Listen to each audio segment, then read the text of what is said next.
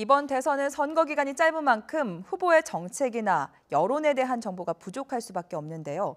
이 여론조사 결과를 공표할 수 없는 깜깜이 선거 기간 제도 등 때문에 더 답답하다는 목소리가 높습니다.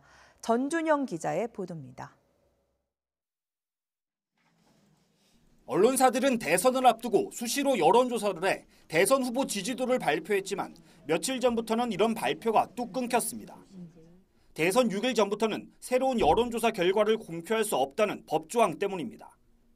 우리나라 공직선거법은 선거일 직전 여론조사 결과가 발표되면 유권자 표심을 왜곡할 우려가 있다는 이유로 공표 금지 기간을 두고 있습니다. 누구를 찍을지 정하지 못한 유권자들이 승산이 있는 후보 쪽에 가담하도록 만들거나 반대로 불리한 편을 동정해 열세인 후보 쪽으로 기울게 할 수 있다는 겁니다. 하지만 이런 법 규정이 오히려 유권자의 알 권리를 침해하고 가짜 뉴스가 위력을 발휘하게 만드는 부작용이 더 크다는 반론도 만만치 않습니다. 하지만 지금은 다채널화돼 있고요. 언론들의 자정력들이 많이 작동하는 시기이기 때문에 지금은 여론조사 결과라고 하는 유권자의 굉장히 중요한 정보를 제한하는 것, 이런 것들은 잘못됐다고 보고 있습니다.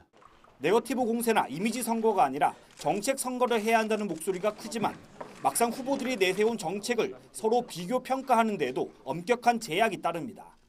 공직선거법은 후보자들의 정책에 점수를 매기거나 순위 등급을 정해 서열화하는 걸 금지하고 있기 때문입니다.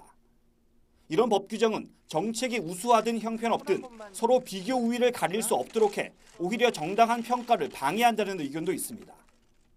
또 공직선거법은 대선이나 지자체장 선거 후보들에게 구체적인 정책을 담은 공약집을 만들도록 규정하고 있는데 정작 국회의원은 대상에서 빠져 있어서 정책 검증을 회피하고 있다는 비판도 제기되고 있습니다. 엄격한 선거법 규정은 공정한 선거를 위한 제도적 장치입니다. 하지만 법으로 과도하게 정보를 통제하는 건 국민을 합리적 판단 능력을 지닌 주권자가 아니라 관리 대상으로 여기기 때문이라는 지적에도 귀 기울일 필요가 있을 것으로 보입니다. YTN 전준영입니다.